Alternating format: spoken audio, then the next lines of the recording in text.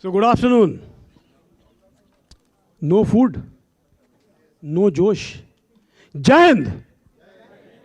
Jai Hind! That's like a good soldier, yeah. Otherwise, you are not attentive. There's no point talking here, right? After having such a fantastic food, who would like to listen and who would like to speak also, yeah? Right? So me and you are at a very different, difficult situation right now after lunch. But definitely, I've got a fantastic panelist with me. You all will gain a lot of knowledge out of this. And it is all you guys, you ask more questions, you will get better answers. Is that right? So since morning, what are we listening? We are talking about AI, isn't it? We are talking about AI in decision making. We are talking about understanding the situational awareness using the AI and defense forces. We had asked very difficult questions to the panelists who were sitting out here, right? Isn't it? So now we are talking about how AI can be used in preventing and predicting cyber attacks. Is it right? So I have got fantastic panelists with me from Navy, from Army, from Air Force, and the lady from? From the Trade Commission. From the Trade Commission of? Of the Russian Federation here in India. Yeah. So I'll not waste time because the guys have told us we have got limited time. I'll not introduce anybody out here. They're all rock stars in their each domain. So I start here with, can I ask somebody, what do you understand by AI? Session तो हो गया ना सुबह से चलो यार छोड़ो आप बताओगे नहीं मैं बताता हूँ आप जो आइसक्रीम खाते हैं उसके अंदर फ्रूट होता है बोलो यार yes or no everything is artificially flavored whether it's a soft drink whether it's a juice whether it's ice cream they're all flavored artificially flavored so intelligence which is flavored is artificial intelligence isn't it so flavor is created by whom created by us human beings isn't it? The more you work hard, the better artificial intelligence you will create. But simultaneously what will happen, AI can be used for launching cyber attack. Reasons? Attack to pehle bhi hote the. Only the scale, frequency will change. The volume will change. Reason? Because AI eats data. And when AI eats data, AI can predict on the historical data and help you also in identifying and detecting the attack from where it is coming. So AI can be used both in offensive and defensive. Isn't it? The smarter guy is the person who uses it first, the first mover. So let me first move to Navy, and I'll ask him how the Navy is preventing and predicting. I don't know what is the topic given to you, but I will ask what I want to ask, right? Okay. So the forces are ever ready, and definitely they have to be because they have to win war and fight war, isn't it? So if I ask you, sir, how you are working upon and trying to understand because threats are emerging every day. And now the AI has come into play, right? So threats are emerging and evolving. So how the Navy is taking care of that and how you are protecting your IT systems. Thank you.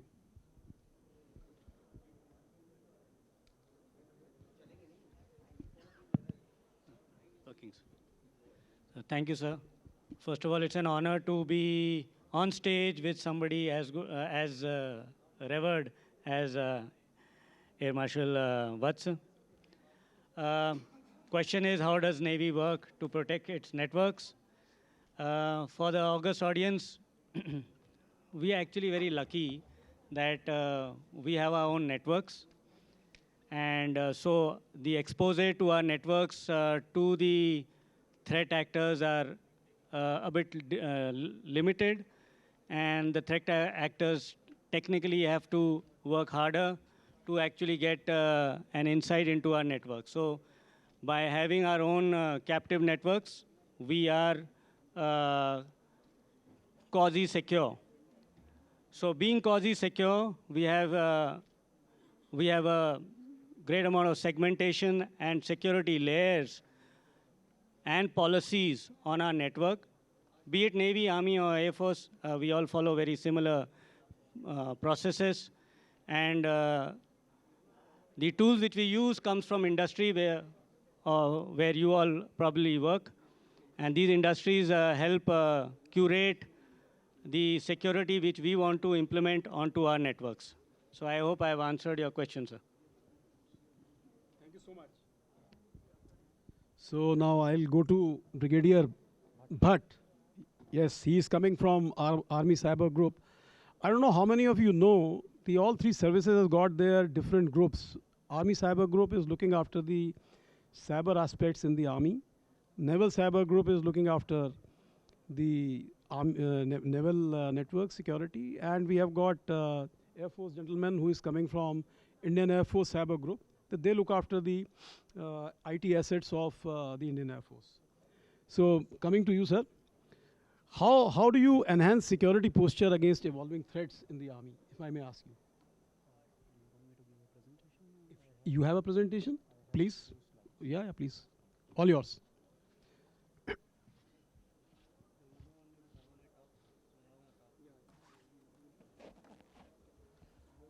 First of all, can you hear me at the back, please? Okay.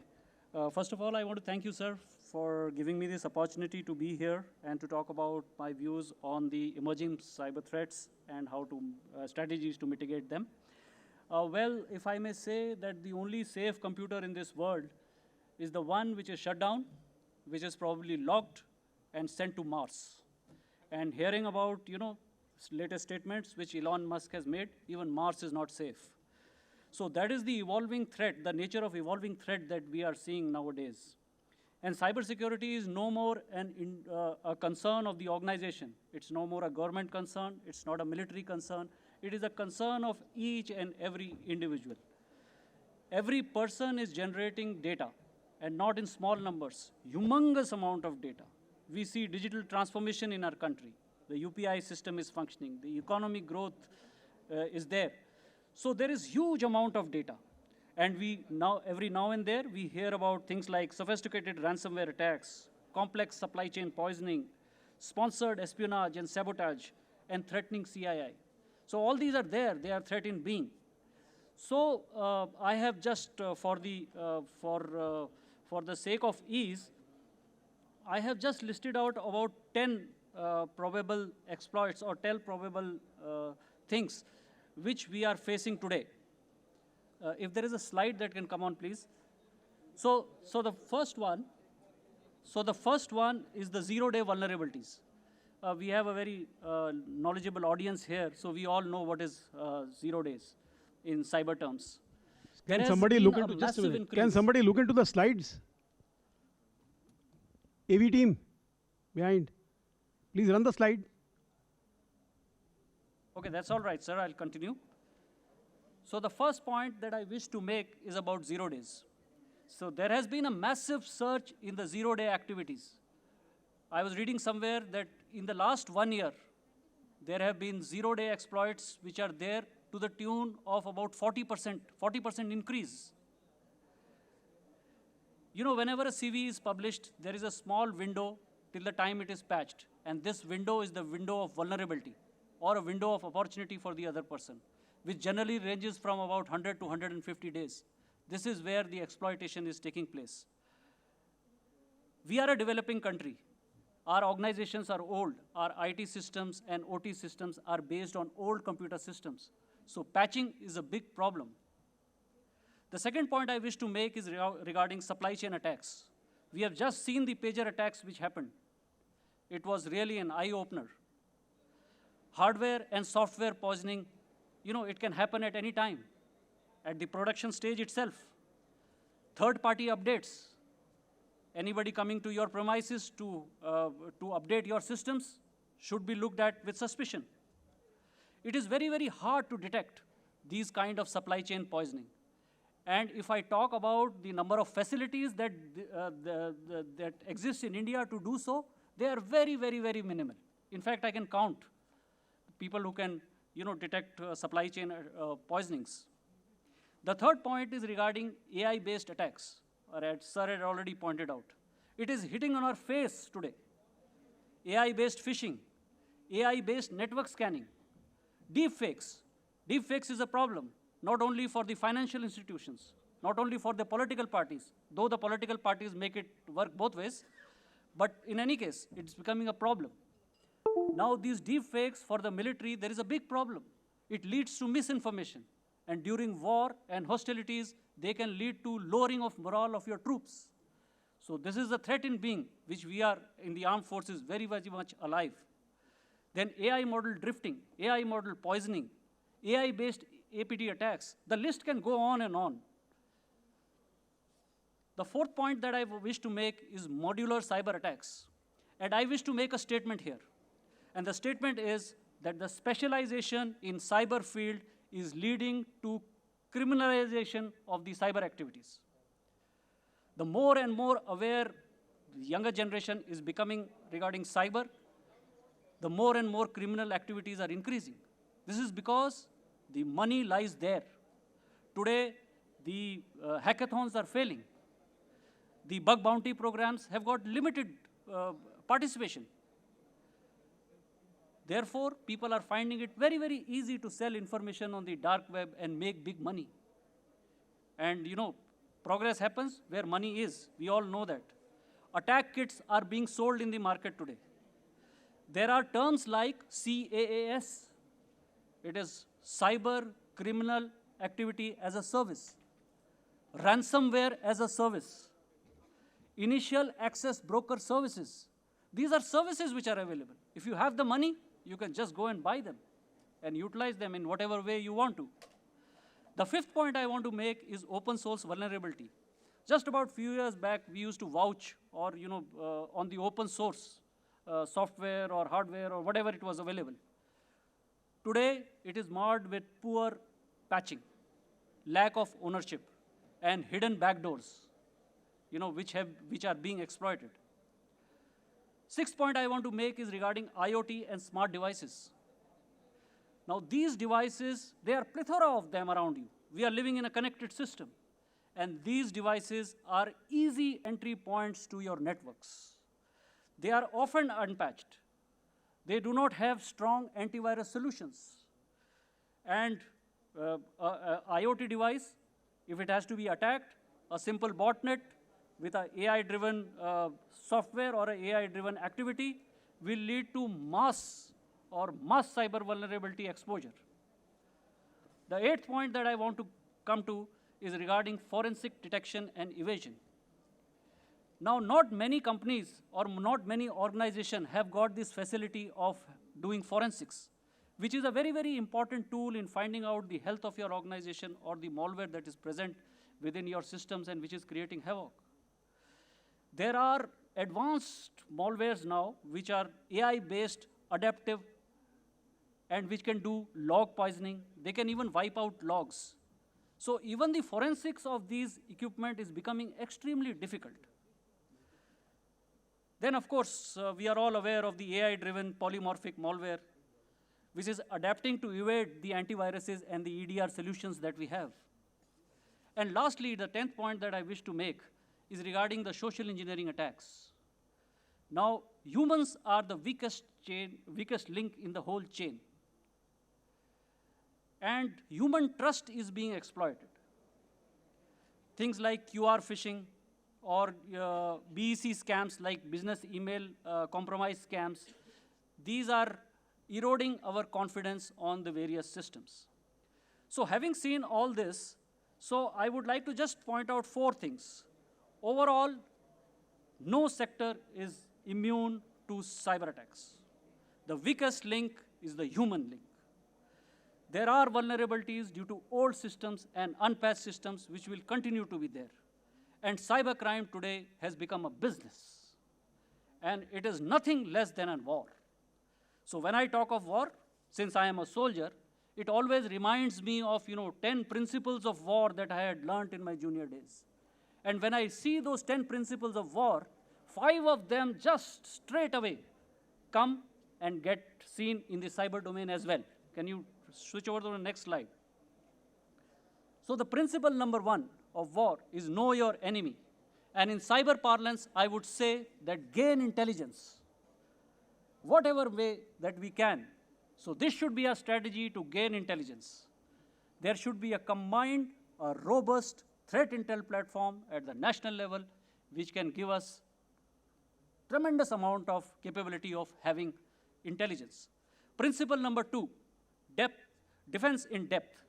Have layered security of the networks of your organization. Endpoint protection, network segmentation, zero trust framework for whatever technology that you apply, whether it is AI, blockchain, have zero trust. Policies and procedures should be in place. The third principle, speed and adaptability. It's all about the decision-making loop or the OODA loop that we call. Have responsive mechanisms. Use technology. The technology should be automated, it should be adaptive, and it should be AI-based. Principle number 4, agility and maneuver. Have proactive defense, have flexibility in your design, and always think ahead of the curve, because if you are behind the curve, then your systems are very, very vulnerable. And lastly, but not the least, securing supply chain. Risk assessment of any cyber system should be done continuously. There should be strict compliance to the policies. We, as an armed forces, we are very, very strict on our policies because our data is very dear to us. We need to secure it at any cost. So policy enforcement is almost 100%. Then you need to reduce software dependencies. And this is where the academia, the industry, and the people who develop softwares and various models, AI-based models, LLM models, they come into being. Wrap it up quickly. Yes. So with this, sir, I have finished, sir. Okay, And thank you so very much. I think he has given you the entire scanning of cyber threats, and he has also spoken about how you can protect your system from cyber attacks, right? So it will be wrong on my part because we have got only one lady out here. So now I will go to you, and Oksana, you can share your comments. Shall I do it over there? Yeah, please, please.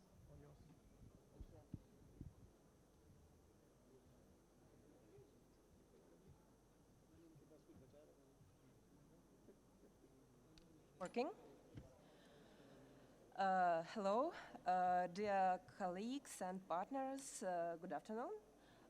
Thank you for this brilliant opportunity to speak here today. I'm honored to speak as a part of Russian Trade Commission.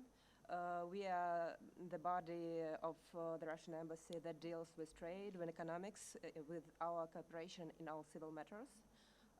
So I will speak in terms of civil cooperation, in terms of technology cooperation, and in terms of the relations we might and should have in the regards of civil security, cybersecurity. The particular topic I want to discuss is the collaboration in the field of artificial intelligence in cybersecurity, so why it is so relevant. We now see how quickly digital technologies are evolving and how reliant we become on the stable operation of critical infrastructure, energy, banking, transportation. Any disruption in these areas can lead to serious social and economic consequences. Let's take, for example, the incident that occurred in Mumbai on October 2020 as an example. The entire city, including in financial center, was left without power due to a large-scale outrage. Initially, yes, it was attributed to a technical failure. However, subsequent investigations suggested a possible cyber attack on power grid. And a closer look revealed suspicious logins from foreign IP addresses, along with evidence that attempts to breach critical infrastructure, including power networks, has been on the rise for months. So this incident highlighted several key points. Infrastructure threats are real. Critical sectors, energy, transport, telecommunications, are prime targets for cybercriminals and even sometimes for potential geopolitical adversaries. AI, in its turn, helps detect threats more quickly. Artificial intelligence can process a vast amount of data and track anomalies in real time. Had an effective AI monitoring system been in place when the incident occurred, the consequences might have been less severe. The system would have flagged the suspicious activity faster, and the action might have been taken much sooner. Yet, human expertise remains still indispensable. AI systems excel at identifying patterns, but the final decision about blocking, investigating, and responding rests within skilled professionals. Complex incidents like large-scale power failures can involve not only technical but also legal, organizational, and geopolitical considerations. So coordination among governments, power companies, and the expert community is crucial here. Modern detection methods increasingly rely on machine learning, on artificial intelligence, which complements standard detection mechanisms and dramatically speed up both threat discovery and incident response. For example, ML model can identify applications from encrypted traffic without decryption, or pinpoint anomalies that indicate lateral movement on the early stages of sophisticated ransomware or APT attacks. Russian companies have successfully packaged these AI-based detection approaches into compact hardware appliances that can be deployed even in air-gapped environments, leveraging the full power of AI. Such advanced detection mechanisms allow security teams to uncover supply chain attacks, identify insider threats, and halt intruders in industrial settings before they spiral into critical incidents. For example, in one notable pilot deployment, this solution detected a group of attackers who had infiltrated in the infrastructure of an IoT device manufacturer and modified firmware to spread malware across the entire product customer base. Also, Russian companies who already have deep expertise in both big data analytics, machine learning systems, already actively developing approaches to building autonomous security operation centers. And their solutions often integrate dynamic IT asset graph modeling, automatic incident response workflows, and attacker behavior profiling within the network.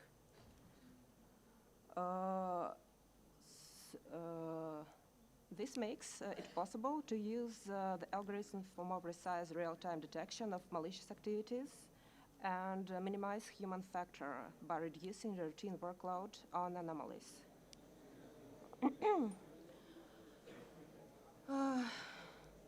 So to sum it up, we have already accumulated extensive experience, just as well as many Indian companies have here in India, how to implement cybersecurity solutions, including those powered by AI.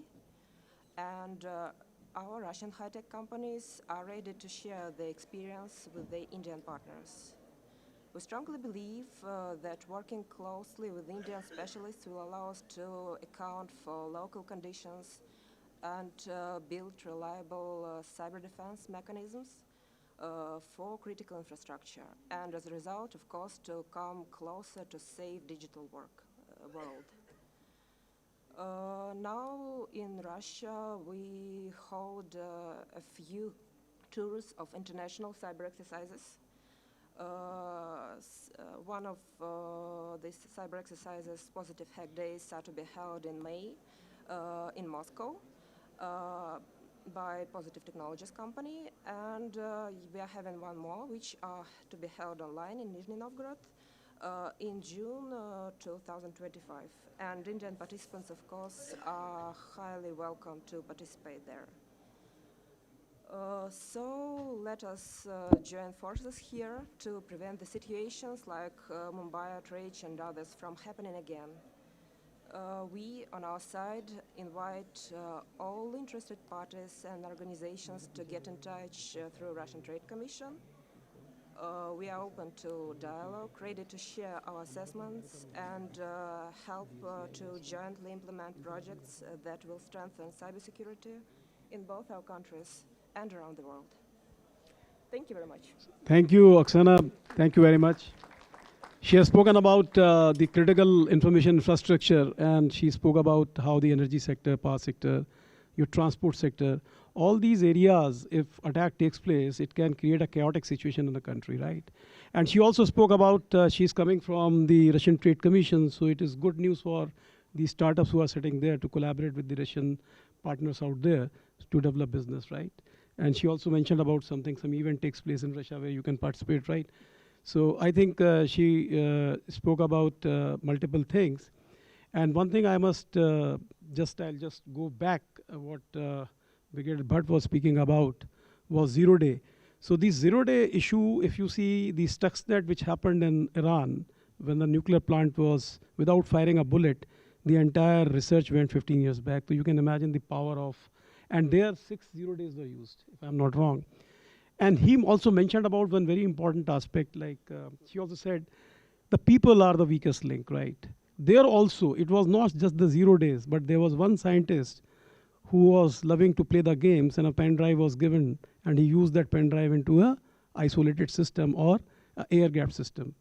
And the beauty was this, every time he earns 100 points, the speed of the centrifugal pump was changing. So imagine how it has happened not today, it has happened past, and that was an APT.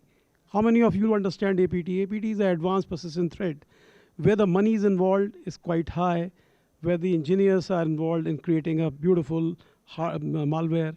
And it is persistence, mean till the time your objective is achieved, we'll keep on working on that. And thank you, Brigadier Bhatt, for mentioning all the 10 points were very relevant. And so thankful to you also of talking about the critical infrastructure. Now, I would like to request, you wanted to make some comment which you truncated, I think. So quickly, 2-3 minutes you can take.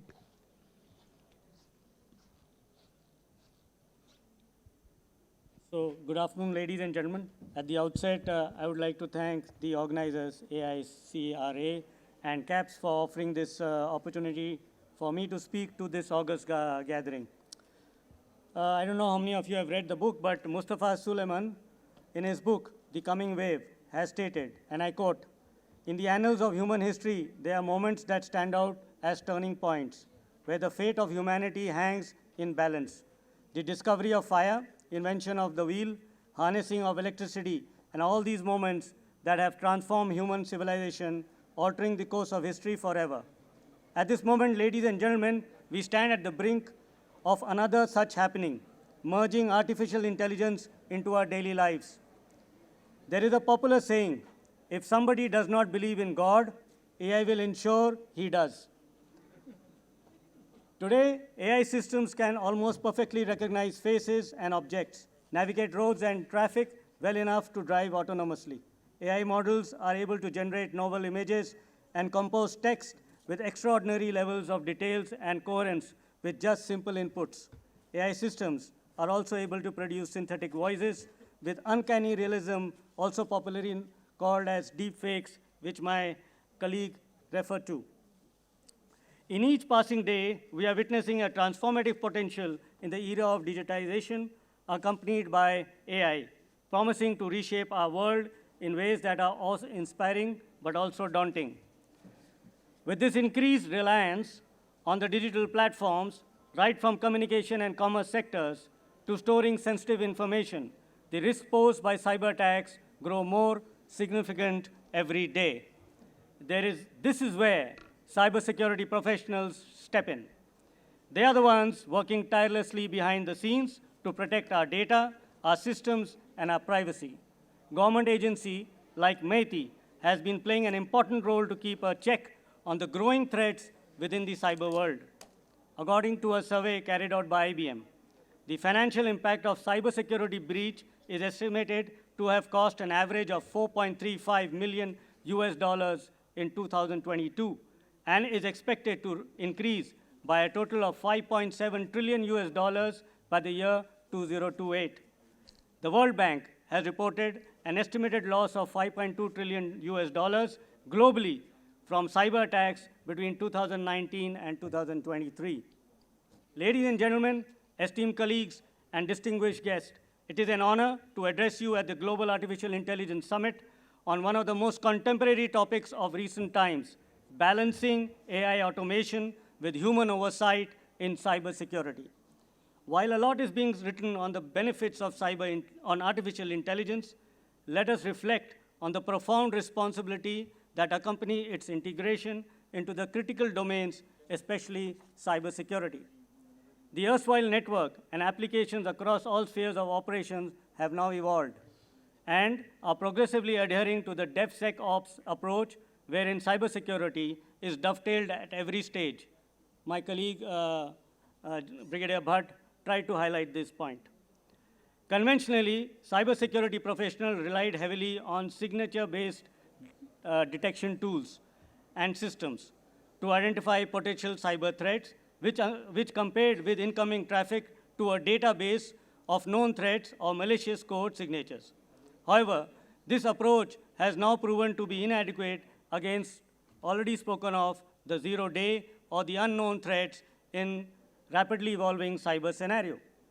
Amidst increasingly sophisticated cyber threats and rapidly expanding digital ecosystems, traditional security approaches struggle to maintain effectiveness. Therefore, AI represents both an opportunity and a necessity. We in defense organization too are looking at potential benefits of AI. Organizations like Indian Navy's Incubation Center for Artificial Intelligence, INICAI, or the Weapons and Electronic System Engineering Establishment, WESI, are effectively developing application and use cases and integrating AI for the Navy. Our sister services have also commenced work in the field of AI to ensure that our warfighting capability becomes more efficient and meaningful. An AI incubation hub was recently inaugurated by Chief of Army Staff in Bengaluru, which will be operating in collaboration with Bell and Deloitte. Indian Air Force, too, has an organization called UDAN in Delhi, which is focused on AI use cases for the air warfare. Today, AI is being harnessed to offer real-time threat detection for analyzing massive data sets, identifying patterns and anomalies, alerting against potential cyber threats. Automation of routine tasks such as log analysis, vulnerability scanning, and compliance monitoring is another area where AI has enhanced the cybersecurity task. Predictive capabilities of generative AI is being used to analyze historical attack data to predict future scenarios. Further, from scalability point of view, AI systems can process vast amount of data continuously. However, ladies and gentlemen, I would also like to draw your attention to the fact that while the good AI has shown promising utility in all aspects of technology, the advent of generative AI has also changed the cyber landscape. On one hand, it is being used to identify and contain threats. On the other hand, multiple threat actors are exploiting AI to conduct sophisticated cyber attacks. Sir, quickly wrap it up, sir, because there are Yes, three sir. more speakers. AI in cybersecurity, therefore, is a dual-edged sword. The question, therefore, before us is not whether AI should be integrated into cybersecurity, because it has already integrated into the domain. The real question is, therefore, that lies before us is how can we ensure that this integration is balanced, ethical, and effective. It is evident that despite its remarkable capabilities, AI is not a panacea for ensuring cybersecurity. The error probability due to the missing human element or the lack of contextual understanding remains undefined. In an AI versus AI scenario, human expertise becomes indispensable for identifying and countering malicious act.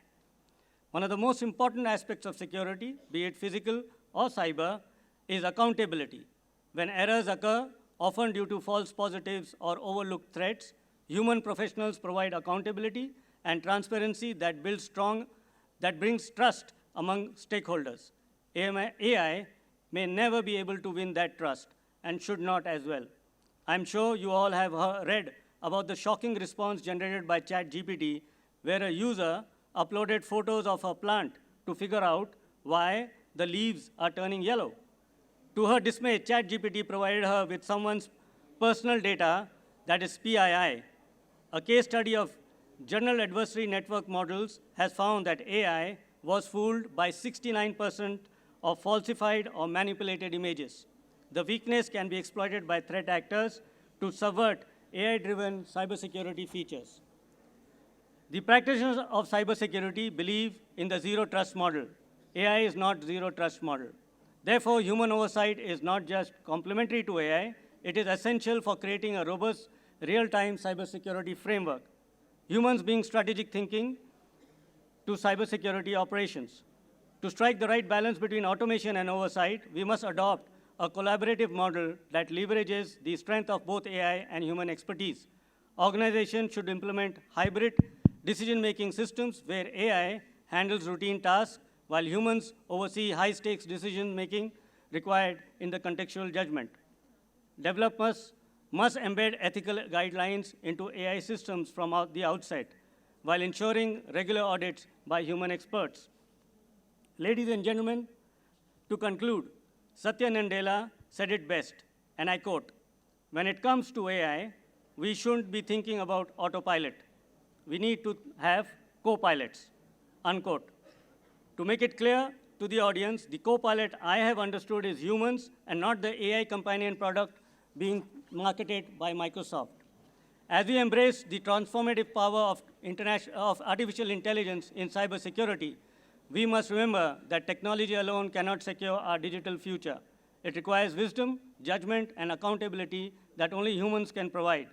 Balancing automation with oversight is not merely a technological challenge, it is a moral imperative that reflects our shared commitment to building a safer world. AI is like a teenager. It is always learning, sometimes moody, and occasionally it just doesn't get it. Thank you, and Jai Hind. Thank you so much. So now may I request Pallab Maji, founder and CEO of Gahan AI. I don't know how Gahan you are going to be, but be a little brief because 2 minutes I'll give it to you. Right, thank you.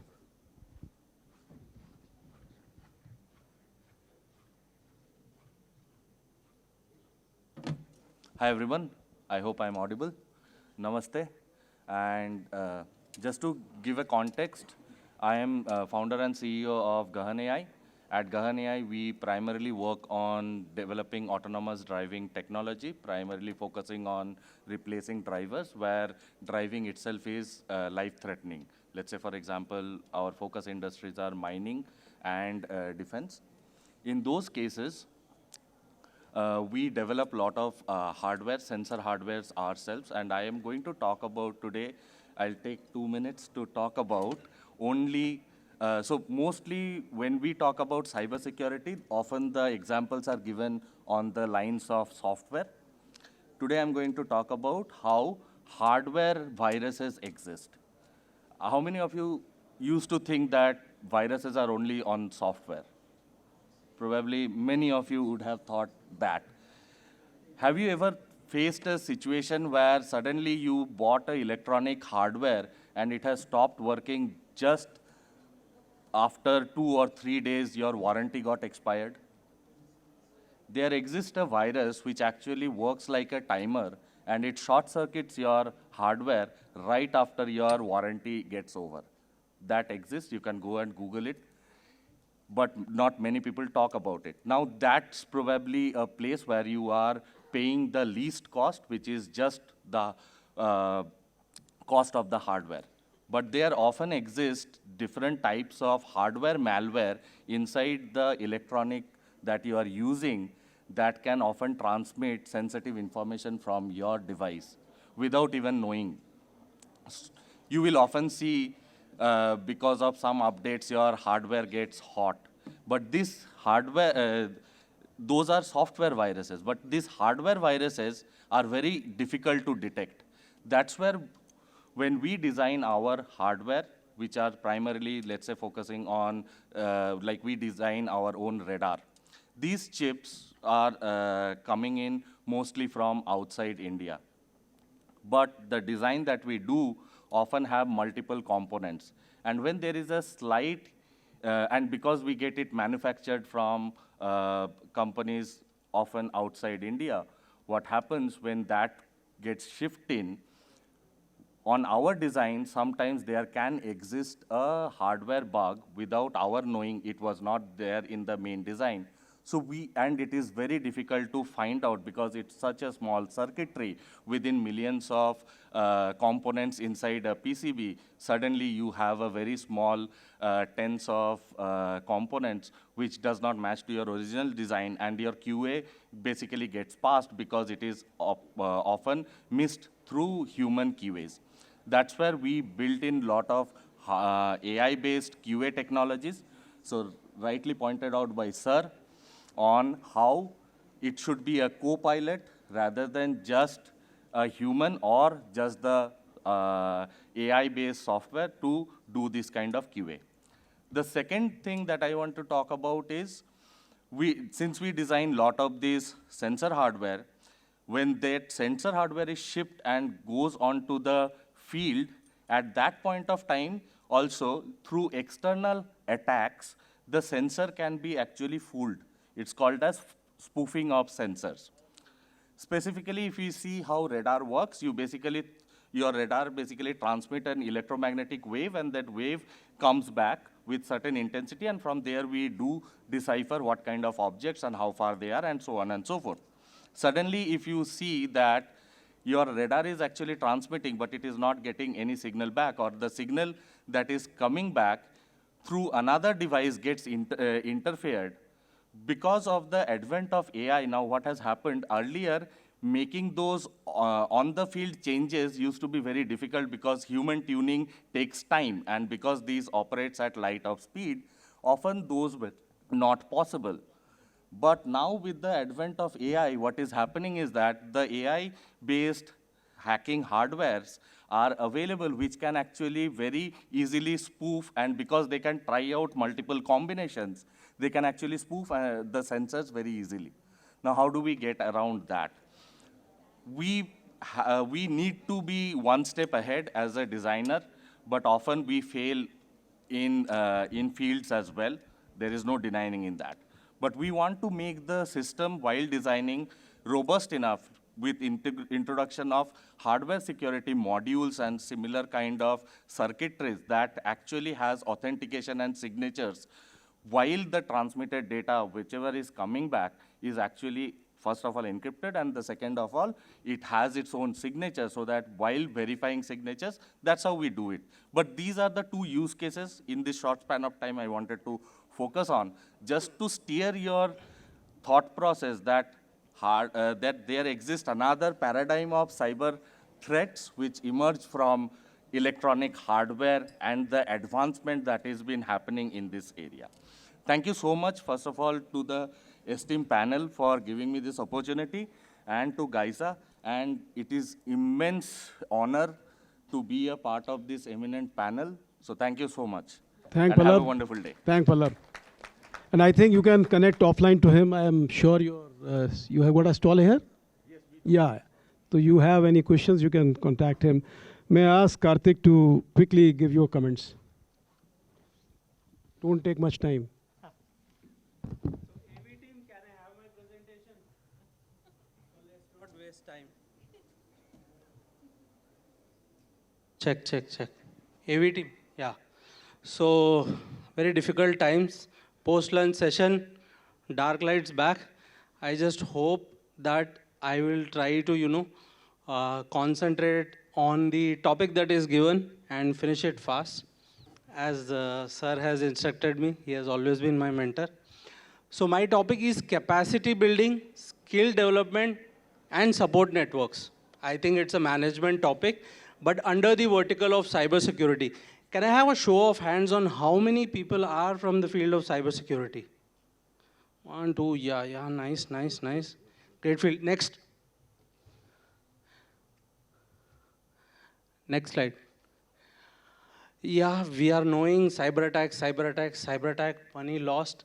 India ranked second in global cyber attack target, right, after US.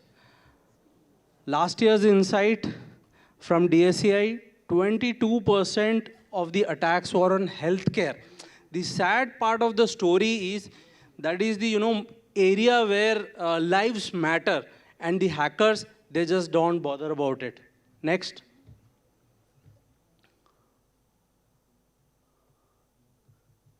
Next slide, please. Yeah. So this is the last year's cybercrime map. In 4 months, India lost 1750 crores. And this year's prediction is 20,000 crores lost to cybercrime. So that is the level in which, cyber attacks are happening. And, it's a cause of is a concern because a lot of money is lost. And like in the healthcare, I'm sure lives are also lost. Next slide, please. Yeah. Why predict and prevent? See, we always know that they tell ki it is always, prevention is better than cure. Reworks are always costly. So anytime any attack happens, you go for incident response, then, try to build up your image and, try to garner your customers and all that. It is going to be costly.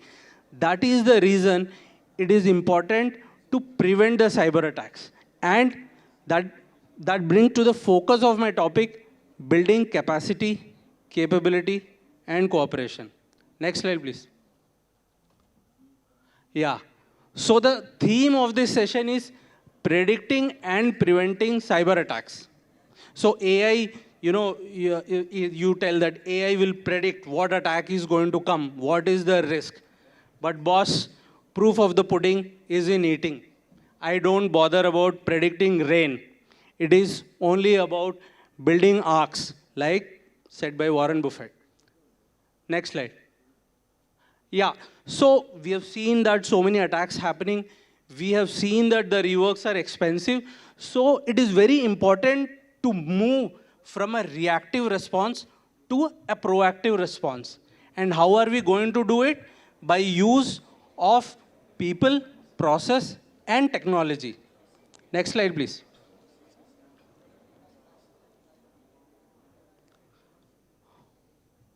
Yeah. So the foundation of any organization is people, process, and technology. And by using these 3 words, if you think life in the field of cybersecurity is simple, well, it is not. Next slide, please. So this is how the cyber domain looks. Right?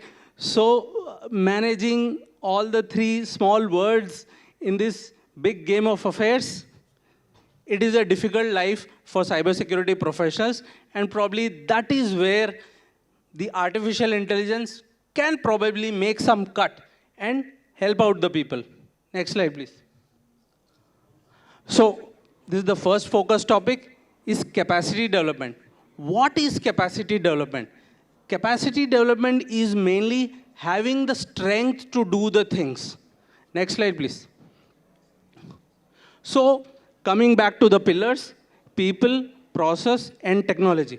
When you talk about capacity in an organization in terms of cybersecurity, you should have a team which is able to, implement new measures, which is able to do threat analysis, which is able to do threat hunting, which is able to do incident response, which is able to do forensics, which is able to, do things that matter in the field of cybersecurity. Now, in the team, if you have 4 people and you expect everything to happen, it does not happen. So for capacity, you need to have teams. And again, the best part of the thing about the current generation is a lot of things can be outsourced. It's not that you need to have your own dedicated teams. No single solution like fits all. You can outsource your stuff, right? Now coming to the process. Again, there has to be a capacity in the process. Do you have a cybersecurity policy in place? Do you pass instruction on how things are to be done? How audits are to be carried out? How the interactions between teams are to happen?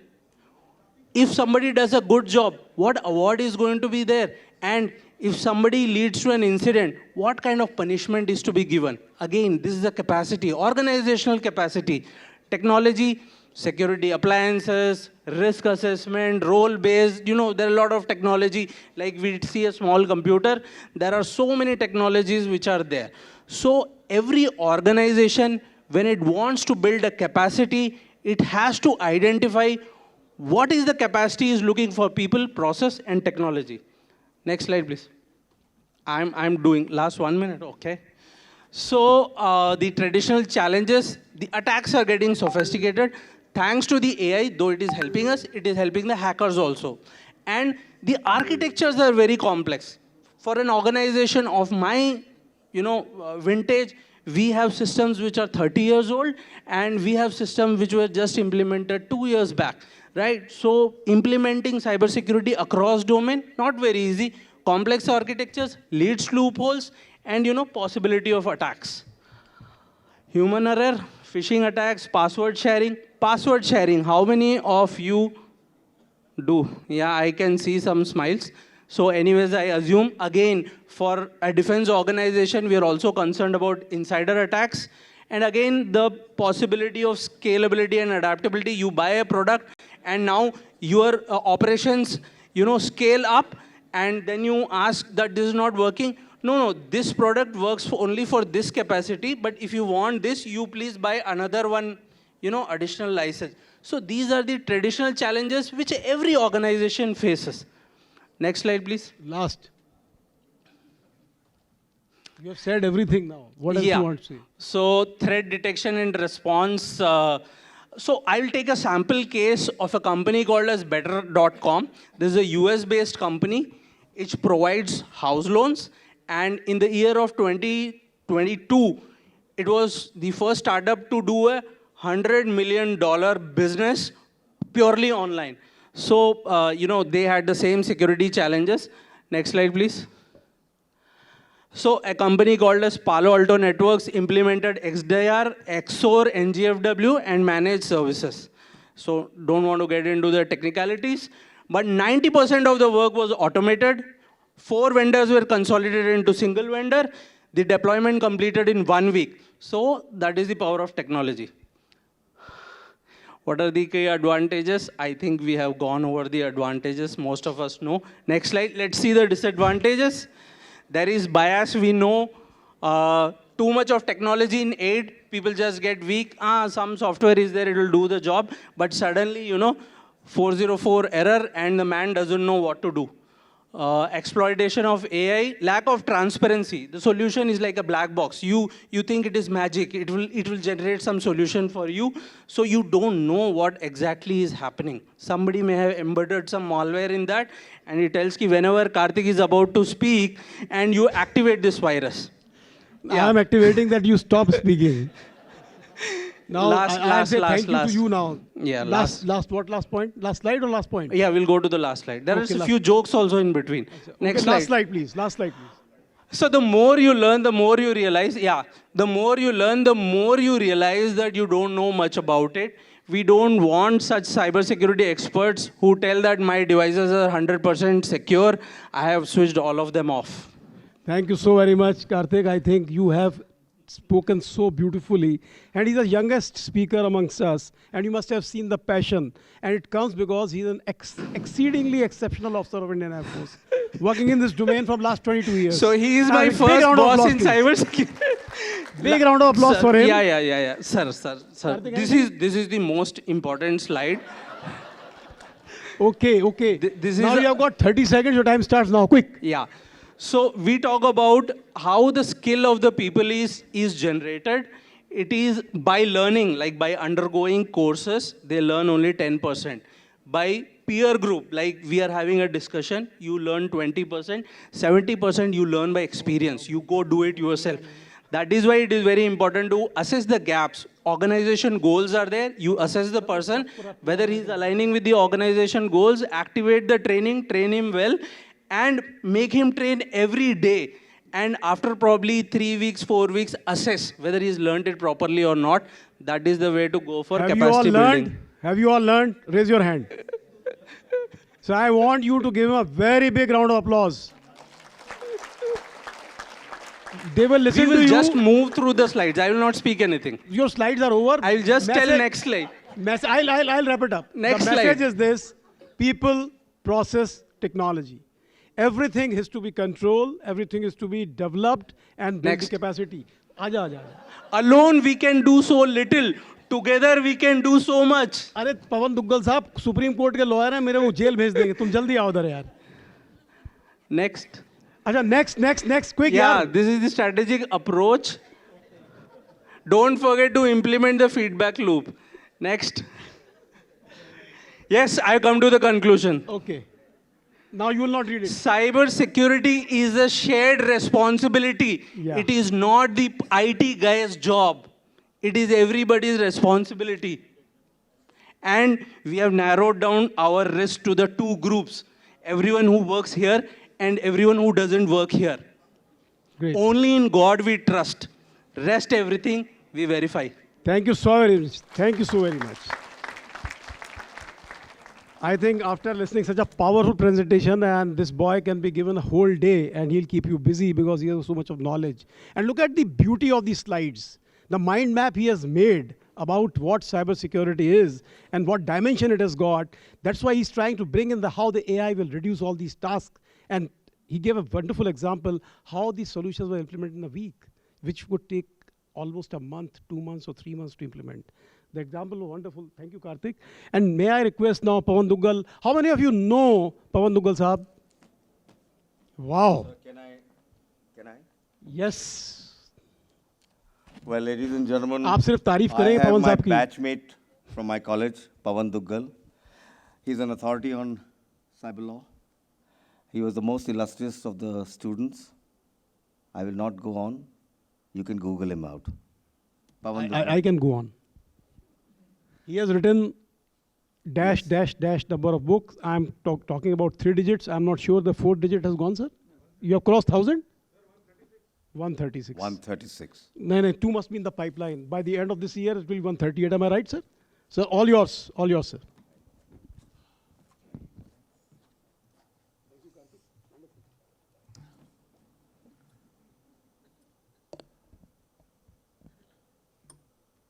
Mr. Distinguished Chairperson, ladies and gentlemen. Today when I'm listening to all of this, I'm concerned. Why? Because technically you can zero down on the nuances of AI and cybersecurity. How about the legalities? How do you actually attribute this to any particular state or non-state actor? If cybersecurity is done or breached by AI, can you send AI to jail? Can you take legal consequences against AI? More significantly, can you put any kind of a negative ramifications? Why? Because these questions remain unanswered. You look at the European Union, EU AI Act, no questions, no answers on this issue. You look at China's new rules on generative artificial intelligence of 2023, they refuse to answer this. You look at South Korea's new approach of February 2025, they don't talk about it. Nobody wants to talk about the elephant in the room, which is how do we treat AI as a legal entity? If we start answering that question, to a large extent, we can actually move forward on the legalities. If you don't want to answer that question, we will still be going round and round in circles. Why? Because first and foremost, how do you attribute AI cybersecurity breach to an AI or a human actor? Assuming you have the incriminating electronic evidence. Number 2, where is the jurisdiction? Is it in India? Is it anywhere else in the world? Internet has made geography history. So lo and behold, it's now possible for anyone sitting anywhere to go ahead and, initiate these cybersecurity breaches.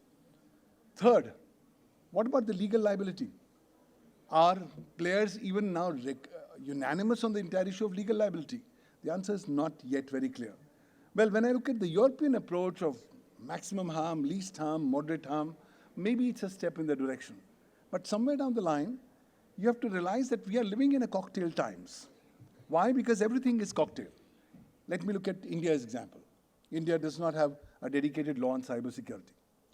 India does not have a dedicated law on artificial intelligence. What do we have? A mother legislation on information technology, being the Information Technology Act 2000. 25-year-old legislation, only amended once in 2008 after the Mumbai attacks.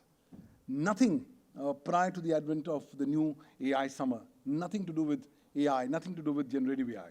So in a scenario like this, there are immense practical challenges.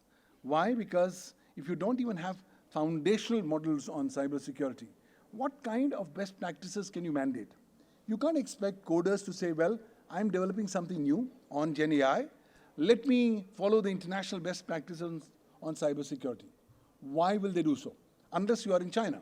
Because China says you come up with these minimum parameters of cybersecurity as a part of the development process of artificial intelligence. You don't do that, you lose your license, you can't operate in China, and more significantly, you're banned for life. Also, even if you're doing cybersecurity, that's not enough. You will have to keep on giving all information to the Chinese authorities as and when they ask for it. Otherwise, you'll not be deemed to be either secure, nor duly diligent, nor reasonably secure or safe. I pause here. I go back to Europe. I look at the European EU Cyber Resilience Act. They don't talk much about any resilience in the form of cybersecurity in the AI ecosystem.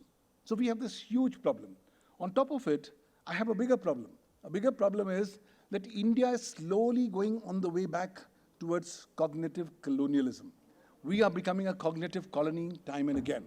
It took us 75 years of independence, but now, lo and behold, Indians have begun to start relying upon AI like nobody's business. With the result, Indians have started mortgaging their cognitive capabilities to AI. Now, in a scenario like this, when you're going to target India as part of a potential cognitive colony, and you're potentially going to lace your cyber or your AI products outputs with cybersecurity malware, spyware, you're looking at a very potent combination. On top of it, if that's not enough, what I see on the horizon actually scares me. Why? Because quantum has arrived. The combination of quantum plus AI is going to be the ultimate lethal weapon. These discussions about AI and cybersecurity would look like primers of nursery when I'm going to talk of AI and quantum. I think the world needs to be prepared for that. We have not even begun talking in that particular regard. There's no clarity on the black box called artificial intelligence. Ask the coders, and they say, I can't even say how my program will behave because I can't predict for the same. Now, when accountability comes in at a cost, when transparency is not available, then the bigger issue is what kind of a trust elements can go in the same. So while it's a good idea to say, let's do more capacity building, but what kind of capacity building on cybersecurity? You don't even have your common legal parameters on cybersecurity. I'll give you an example. 2011, India came up with the Information Technology Intermediary Guidelines Rules 2011. In those rules, there was another set of rules, Information Technology, Reasonable Security Practices and Procedures, and Sensitive Personal Data or Information Rules 2011. For the first time in 2011, we came up with the concept of reasonable security practices and procedures.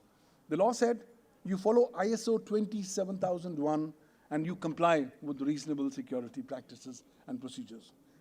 Come 11th of August 2023, and this entire bucket of reasonable security practices is thrown out of the window. Why? Because the Digital Personal Data Protection Act 2023 has been passed by Parliament, which says, well, rather than now these reasonable security practices and procedures, these will have to give way to a much more holistic approach, that you will have to have more realistically cyber security hygiene. But still now, the parameters have not yet been defined. Look at the Information Technology Intermediary Guidelines Rules 2021. They reiterate the 2011 rules on cybersecurity. But then, cybersecurity protocols are being observed more in breach rather than in cybersecurity. In this kind of a paradigm, I'm concerned about 2-3 important national priorities. I want India to wake up from its deep slumber. Number one, India hasn't started working upon cyber sovereignty. Forget about that. Now the train for cybersecurity is gone from the platform. A bigger issue has come in, which is of AI sovereignty. Look at the Chinese law on generative AI, and it actually says it's come up with the concept of artificial intelligence sovereignty. The time has come for India to have a very holistic approach on artificial intelligence sovereignty as we want to go forward. And finally, I think we cannot be in a wait-watch approach.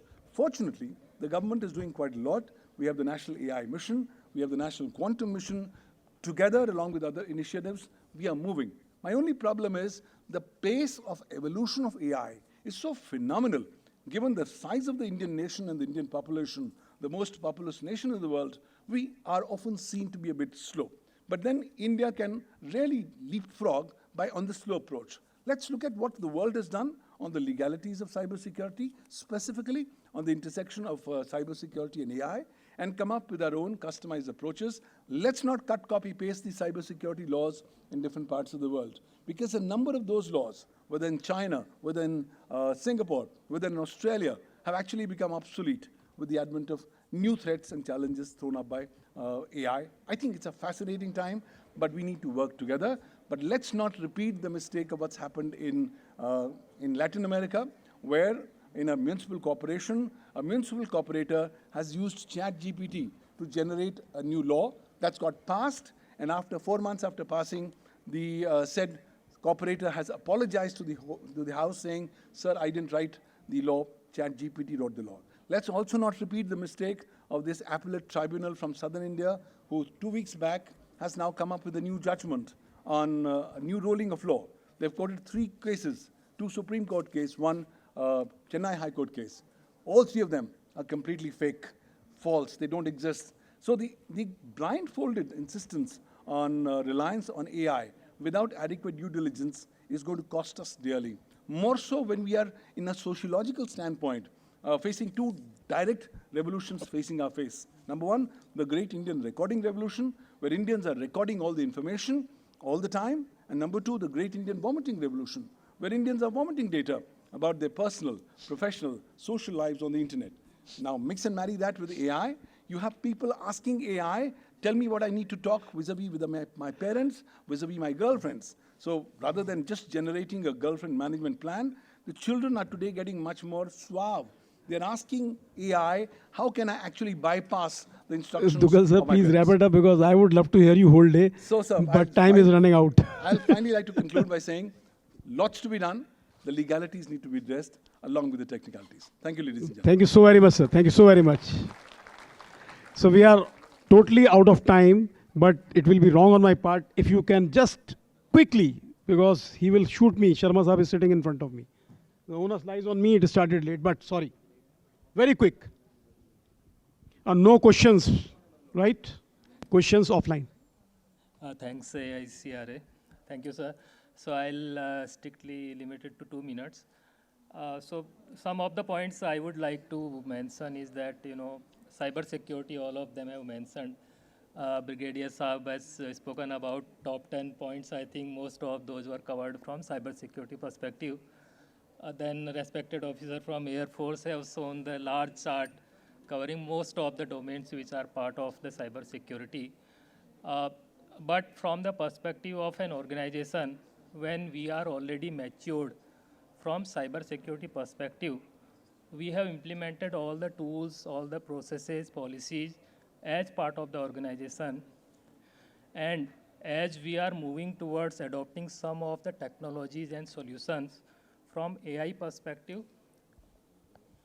I think to begin with, having a policy, having a framework at the organization level is very, very critical for all the organizations, rather than just starting adopting the tools and solutions which are coming in the market. There are not many references available for drafting the policy, creating the frameworks. However, you can refer from NIST. There is a good framework introduced by NIST on AI management. You can also refer from ISO 42001, like the way you have implemented the controls through 27001. It's very similar to that, very easy to adopt, and I'll encourage you to go ahead and start creating some framework, some policy for the organization. Once you have policy in place, then only we should go ahead and start implementing the solutions. One more thing I would like to say is that when we go ahead for implementing any solution, we should also make sure that on periodic basis, we are performing the audits of those solutions. And at the beginning itself, when we are integrating the solution with various data points, with backend servers, with other applications which are existing in your organization, make sure that the risk assessment is performed, all the risks associated with the AI solutions are performed. which are some of these controls are beyond the cyber security. Because when we perform cyber security testing, generally we do not talk about what happens if there is an error to the outcome of the solution, right? There was one example given about one of the girl got arrested because of wrong prediction by the AI tool, right? So if the tool goes wrong, have we identified that risk as part of the risk assessment when we started implementing that solution? So I think all the features, cyber security related controls were talked about. Having said that, continuous auditing of the process, continuous auditing of the solutions, and performing risk assessment for each AI solution which you are going to implement should also be considered. Thank you very much. Thanks, thank you. I think my entire panelists require a very big round of applause. Thank you very much. Thank you very much. We will not take you much time.